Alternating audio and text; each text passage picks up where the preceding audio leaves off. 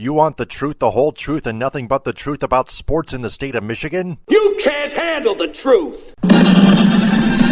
Well, we're giving you the Michigan Sports Truth Podcast on Stables Media, the show that provides research and statistics about all the Detroit and Michigan sports teams, whether fans like it or not, and detects, exposes, and reveals actual and hidden facts and truth that the mainstream media doesn't want you to know. No junk, no entertainment, no homerism, no slappiness, no coddling, no pop culture, no conspiracy theories, no opinions, no shilling, and no fluff. Head over to our website, the Michigan Sports Truth Podcast.com. Follow us on Twitter, Periscope, and Instagram at Michigan_Truth, and like and share our verified Facebook page, the Michigan Sports Truth Podcast. Also listen to us on Spreaker, CastBox, iHeartRadio, Google Podcast, Apple Podcast via iTunes, and Spotify, and like Stables Media on Facebook.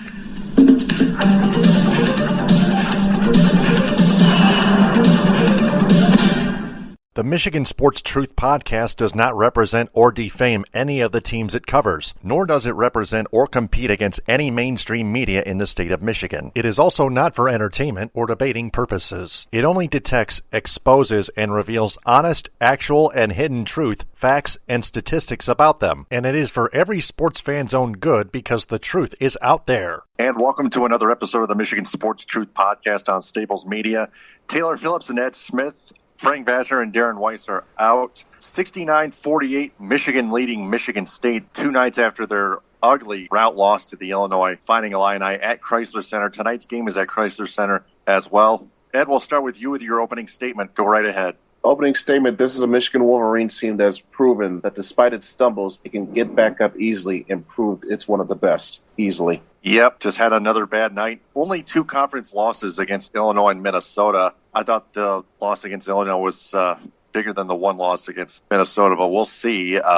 Michigan could easily recover against Michigan State tonight and this upcoming Sunday late afternoon. So we'll go right ahead and analyze both Michigan and Michigan State since this is still going on live, 16.7 seconds left. What did you think of the Wolverines beating Iowa and Indiana before their loss to Illinois? You can analyze the entire week if you can before we get to the Spartans here. Well, in terms of leading up to this Michigan State game, I thought they were playing the best stretch of basketball they had played all season. They didn't fall because after the effort that they showed against Ohio State, they didn't fall to that subsequent trap game against Indiana. They handled business there, and I thought they put on a masterful display against Iowa, holding a player in Luka Garza, who many would consider to be the front-runner for National Player of the Year, to possibly his worst offensive outing the entire night of the entire season. That was mainly with Hunter Dickinson taking the duty of being the guy to go one-on-one with him in the low post. So credit to Hunter Dickinson, obviously for the coaches for putting him in the right spot, but credit to Hunter, obviously, since he's the guy that's got to guard Luka Garza one-on-one for most of the time, and he held his own. But again, it was a total team effort. And as Dick Vitale alluded to in the with his commentary tonight with Michigan State, as the buzzer just went final there in Chrysler, we'll get to that analysis in a little bit. But with Hunter Dickinson performing at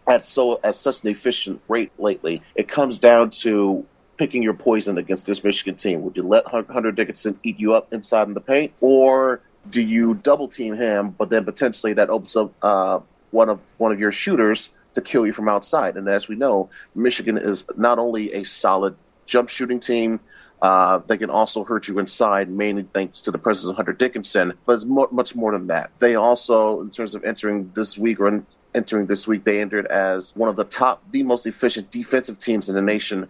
I believe they had given up a field goal completion rate of under 40%, 38%. That's one of the top 6 of the entire nation. So this was a Michigan team that not only knew what they could do to beat you offensively, they had the tone, the foundation set with its defense at the forefront. That was something that Juwan Howard was alluding to, was talking about all season long. It was something that unfortunately was not at their best display when they faced against Illinois, mainly due to the fact that I think this was the Illinois team that was motivated, chomping at the bit to get a chance to play this Michigan team because they had not had a chance before with the postponement that they had gone through weeks prior. So it was a combination of that. The team, Michigan as a whole, coming out flat. Hunter Dickinson into very early foul trouble, and they just could not get a rhythm going. We saw a completely different team, different different complete vibe in this game against Michigan State. Even when Hunter Dickinson had to go get in foul trouble again, they were able to sustain the lead, sustain the runs, quell out any rally Michigan State was trying to put together.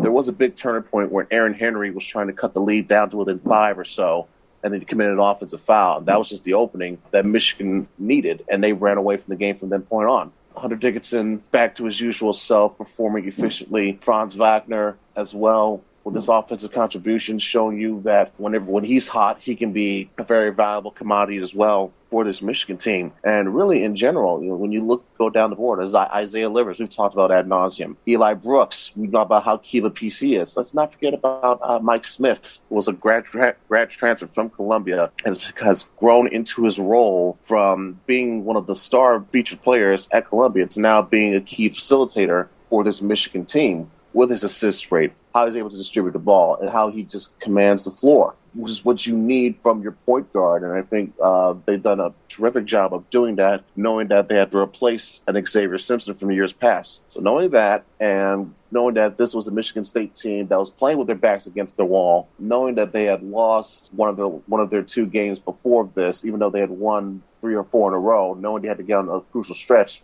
this Michigan squad went out there, handled their business, and now here they are sitting, as it was confirmed, they are now the official outright Big Ten champions for the regular season. And when you consider the fact this was a team that started the season unranked, many people were not predicting them to be even close to this, let alone winning the damn thing, and in the middle of a pandemic, and also coming off of a, 3-week hiatus, which with multiple games had to be postponed or canceled, and they still were rolling on its cylinders. They've managed only 2 losses the entire season. Incredible. Juwan Howard not only deserves Coach of the Year for the Big Ten, he deserves Coach of the Year nationally for obvious reasons. And this is a Michigan team, despite its setback and despite its stumble, I would still, against Illinois, this is a team I would not want to be seen in the same bracket with come tournament time, because as we can tell, especially after a loss, when they are motivated, they are on point, there's absolutely nothing you can do, it seems, to stop them. And credit to Michigan State, they gave them all they could handle, knowing what was at stake for them, but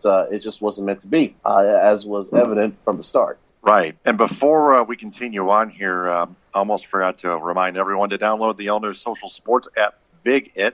Enter the referral code Stables for Stables Media when you sign up. Available on the Apple App Store and Google Play.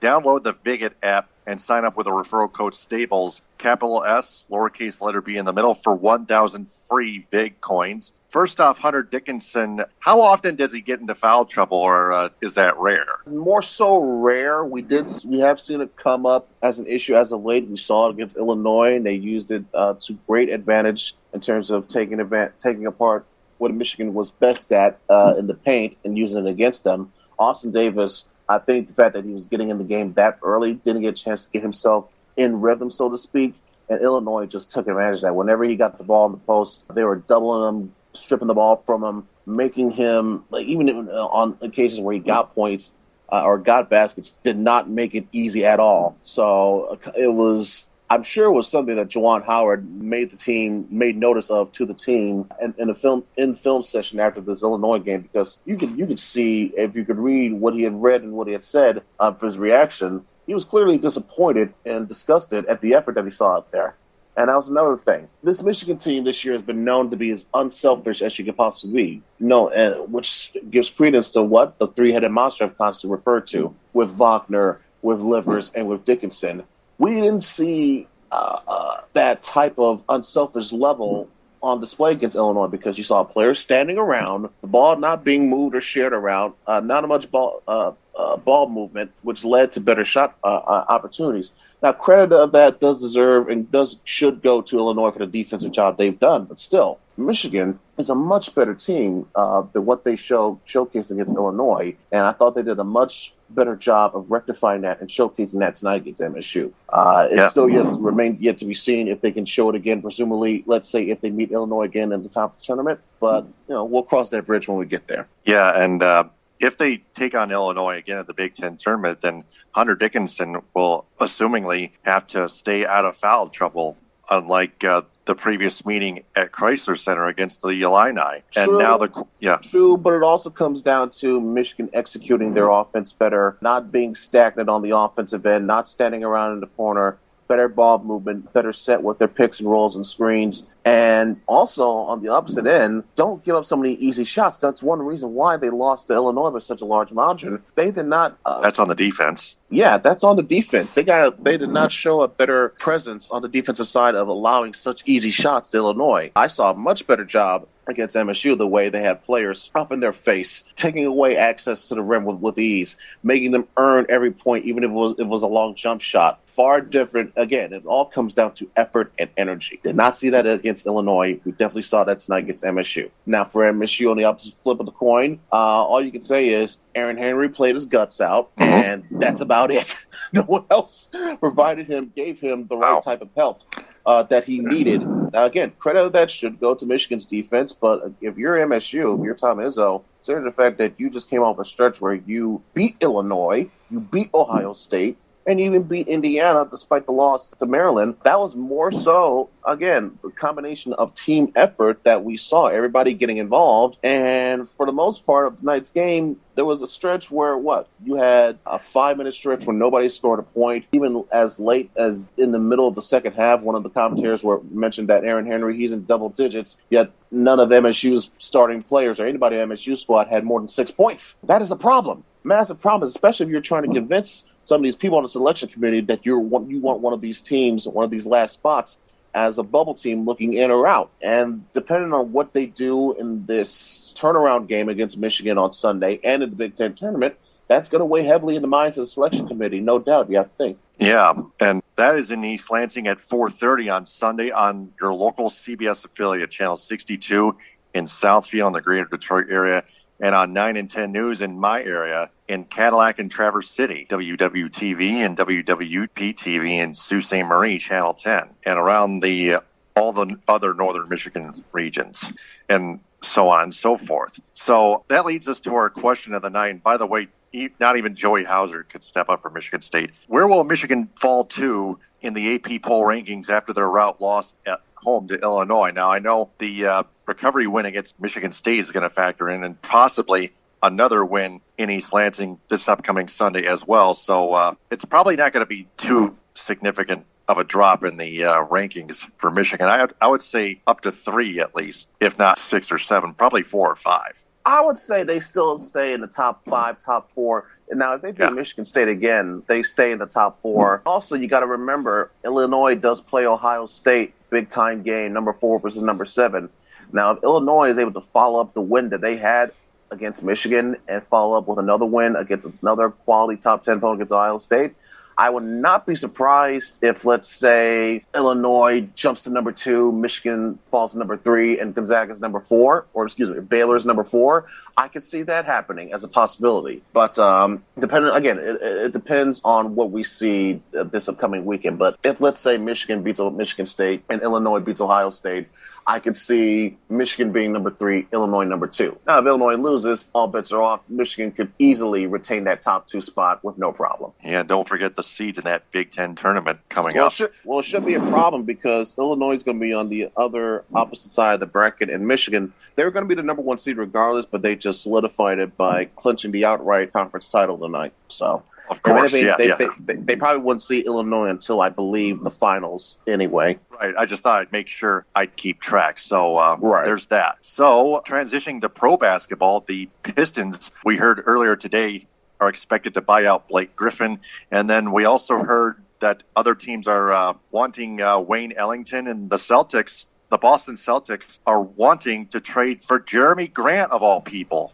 Man, the Pistons trade market is up and running, Ed. It is. That's also not to mention the fact that going back to the original point of again, this was all speculation, but more it's from a reliable source, what Shams was talking about in The Athletic, that something that we had alluded to multiple weeks ago, that more than likely the Pistons were not going to be able to find a trade partner because of what Blake Griffin's contract currently looks like and how he is, there have been questions or concerns about him being a long-term health risk with how he's constantly staying hurt. And we didn't see so much of his health come into question this year as we saw his status of his play. As in, can he be that, not so much that dominant force inside the paint, but can he be at least efficient, adequate? We didn't really see that as much. We saw him adjust his game more to being that of a shooter. He's not that efficient or accurate as a shooter yet, but you still appreciate him giving the effort and the attention, trying to switch something in his game to show any number of teams, especially when it's contending, say, hey, if you need a body in there for depth purposes or to help in the rotation, I'm your guy. But again, I don't know if there was any contending team that was willing to touch Blake Griffin at this current status with this contract. So again, as what we all believed, and which I think is going to happen eventually, the Pistons will buy out Blake Griffin's contract. I have no other choice. Wayne Ellington, you mentioned him as well. He could be on the trading block as well. He's been the leading point getter for the Pistons tonight so far, as they're currently losing against the Knicks. And when you mentioned about Jeremy Grant, it doesn't surprise me, considering the fact that he's been their most productive player. You can also say been their best player in more ways than one for them this whole entire season. Yep. And leading the team in scoring in most games. Exactly. So that kind of effort and that kind of production is going to attract some buyers. And you would be foolish if you were the Pistons to not at least listen to a couple of teams and see what they could offer. Now, if I'm going to trade Jeremy Grant, I'm not going to give him away for pennies or for peanuts. Like, say, for example, if you're Danny Ainge and you're the Celtics, what are you willing to give up to get Jeremy Grant? It's what I would be asking if I was Troy Weaver. Now, I don't know if I would go all the way and say, give me Marcus Smart or else, or no deal. But I would say I would definitely be in his ear about saying, hey, I'm going to need me one of your quality players if you want me to give up Jeremy Grant. More than draft picks can come and go. Sure, I'll take one pick, but I'm going to need me a player in return. Because especially when you consider the fact you already gave away Derrick Rose and you're looking to buy out Blake Griffin, you're going to need somebody back in return. We saw them get back Dennis Smith Jr. He's working his way into the things, getting to the river thing. I like what I see so far. I like it with the potential of what he can bring, but you still got to see what he does first with the minutes that you give him. That's why he offered to wanting to be willing to be sent to the G League by the Knicks before this trade even went down. He wanted to prove himself of how much better he can get as a player. And you admire that mindset, but now we just got to see the results. Mason Plumlee has done a relatively okay job. Same with Josh Jackson, as well as some of the other young rookies that they have. So you see glimpses of hope in there of what this team in the future could become, but they're not fully developed. They're not fully ready to take that next step by any means, by any stretch. And the way they're currently constructed, this team is going nowhere. And they recognize that, and they realize that. That's why they've made the moves they've made, and they're going to keep making moves up until the trade deadline. Yep. Yeah, that's true. The trade market's going to come up, and we're going to keep our eyes on that. But speaking of the Pistons, last night they beat the Toronto Raptors in Amalie Arena 129-105. Two Piston players each got a triple-double, believe it or not. Dennis Smith, 10 points, 11 rebounds, and 11 assists. Mason Plumlee, 14 points, 11 rebounds, and 10 assists. They were the first duo to each get a triple-double since 1964, when Donnie Butcher and Ray Scott were the first two Pistons ever to each get a triple-double and accomplish that feat. Donnie Butcher and Ray Scott back in 1964. Now, that's just incredible. That I've never seen two players on the same team getting a triple-double in a single game. Ed, what do you think about that?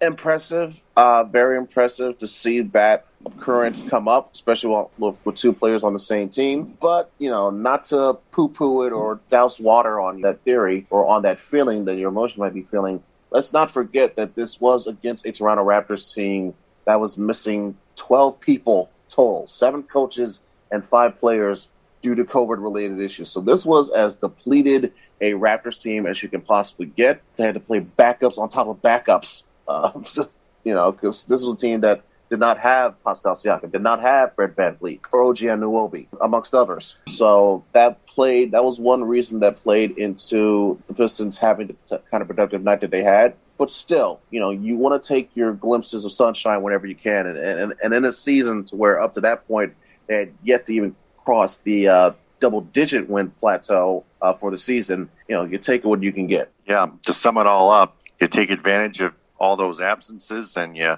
cash in that lottery jackpot, baby. Wow. Get that loot and take it with you. Take all that loot with you on the way home. So Pistons trailing the New York Knicks at Madison Square Garden 96-82 with about 7.5 to go in the fourth quarter.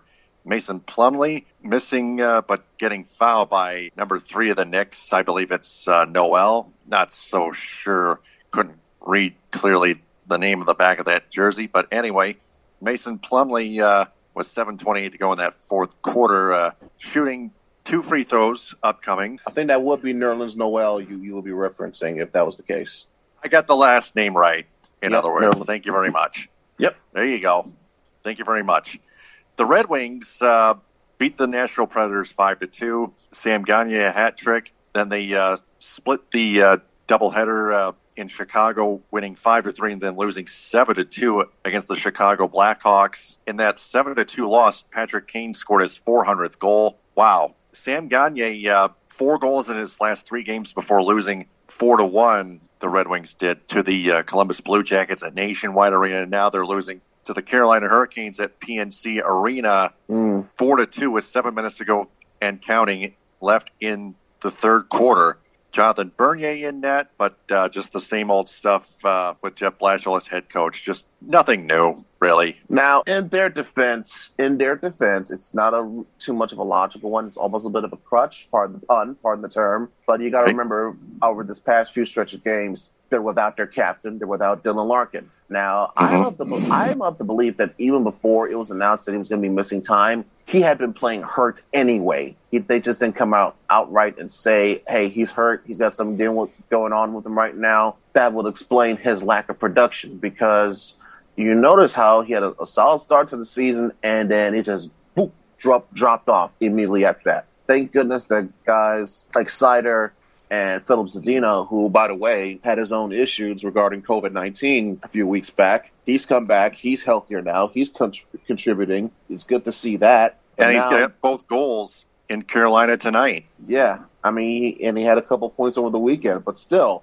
you lose that at a trade-off because what? You don't have your captain. You don't have your best player and Dylan Larkin out there, not just being that facilitator, but also that goal scorer as well. It would have been nice to see him out there on the ice, rocking and rolling with Zadina. But we couldn't get that, so you play with the cards that you're dealt with, and knowing that Bernier and for that matter, guys can't do it alone by themselves, knowing how porous their defense is, knowing that how absolutely atrocious their power play has been over the past several weeks now, at a point to where they once surpassed over 60 minutes of total power play time without a single goal.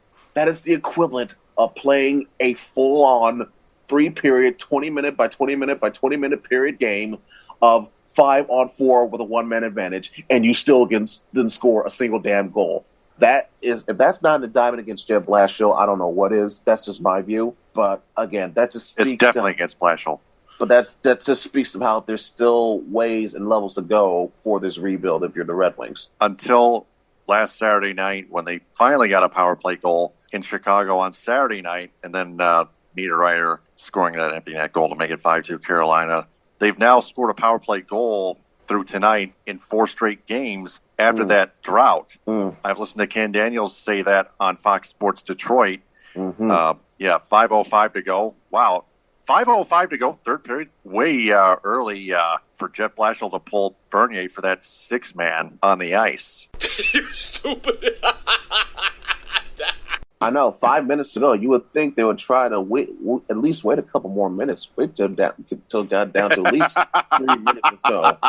5 minutes to go. That is waving the white flag. Yeah, waving the white flag way too early. With still 5 minutes to go. Now we're under 5 minutes to go. But my God, allowing an empty net goal at a time like that, wow. Pure stupidity, even in the minor leagues. You would in rather any level. give that up. You would rather give that up with at least 2 minutes to go, not with a full 5 out left. Now you're just asking your team, which is that would definitely ridicule Steve Eisenman from his front office, if you know what I mean. Now that's asking more of your team, which was already having a struggle to put the puck in the net beforehand. Oh yeah, now go give me 3 goals in 5 minutes. Oh man, yeah. Tigers started spring training, by the way. Yep, just whatever the final scores were the past days, they don't count. I get that. But I've been looking at their pitching. Casey Mize in his first outing, no hits, No runs given up, but 3 walks, 3 strikeouts. Not too shabby, but not great.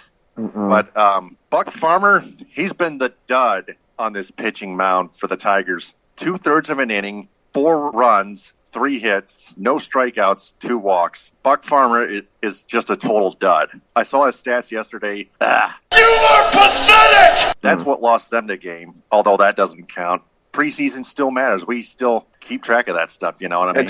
Exactly. That's just like it was nice to see Derek Holland go out there and get a couple strikeouts. He worked only 1 inning, but still, that's stuff that you want to see from your new signees, showing you a preview of what they can bring in the upcoming season. Not bad by a veteran. Derek Holland, yes. Exactly. Only 1 inning, but yes. Better than not proving it at all. Hey, got to prove it at some point of time. I love it! Speaking of the Tigers, former Tigers beat writer Anthony Fenech no longer working at the Free Press. We do have an update from Jeff Moss at the Detroit Sports Rag, but we want to read his latest article from earlier this week. Anthony Fenech no longer works at the Free from February 25th of this year. I believe that was last week, actually. The Detroit Sports Rag has been able to confirm that Tigers Detroit Free Press beat writer Anthony Fenech no longer works at the paper. Fenech's dismissal from the Free ends a bizarre saga regarding his employment there. While we still have no idea where Fenech is, he hasn't tweeted since July of 2020, and his last Free article was posted August 28th. We do have some interesting tidbits of Fenech's last few months at the Daily. The DSR has learned through multiple industry sources that Fenech's problems started at the end of the 2019 baseball season. The Free believe that Fenech had not been acting responsibly in his duties as the Tigers beat writer, which is a bizarre twist since August of 2019. The paper's sports editor Chris Thomas posted a lengthy defense of Fenech when former Tiger great Justin Verlander refused to be in Fenech's presence while in the clubhouse of Minute Maid Park in Houston. But I was told that Fenech's juvenile behavior led to Fenech being removed from the Tigers beat and placed on Detroit Pistons coverage. This occurred when human bowling ball Vince Ellis left the Free to become a full-time propagandist for Tom the New Jim Crow Gores on the Pistons website.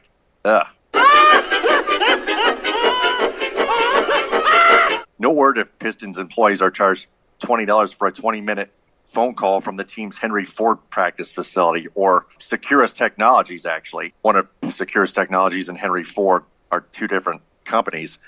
Hey, Ed, remember our interview with Bianca Tylik of Worth Rises? Yeah, that's exactly what I was thinking. That's exactly what I was thinking when I heard that reference. Yes, definitely. Anyway, being moved from the Tigers to the Pistons was seen by the paper and by Fenech as a demotion. But something occurred between the time of the slapdown and Fenech actually beginning the Pistons gig full-time. Somehow, Fenech received a last-minute reprieve from Thomas and ended up back covering the Tigers. But in true Fenech fashion, he messed that up as well. I have been told the last straw was when the baseball season reconvened in July after the COVID-19 delay. Fenech brought pizza, Jets pizza that is, in a photo, to the park, the ballpark that is, a ballpark anywhere, probably Comerica Park in Detroit, whatever, to share with Lord knows who during the team's training camp at Comerica Park. Yeah, Comerica Park, I got it right. Which is a violation of the strict COVID protocols put in place by the team. It seems he compounded the issue with another prank the next day regarding pizza, and that soon after these hilarious hijinks, Fenech was removed from the Tigers beat and placed on the breaking news desk. But after having that job at the paper for a few weeks, Fenech disappeared off the face of the earth. I've been told by several acquaintances of Fenech that he is not answering any text messages, and that phone calls to his cell go directly to voicemail. He hasn't been on his PlayStation in a long time either. So since Verlander labeled Fenech unprofessional and unethical, which he is, may I add, Fenech has been demoted by his paper, given a last-minute reprieve, demoted again from his precious Tigers beat, and has fallen off the planet.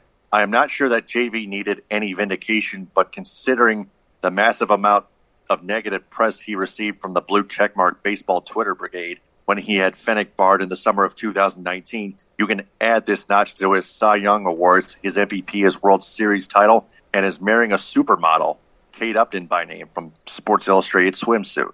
Any tips about the whereabouts of Fenech?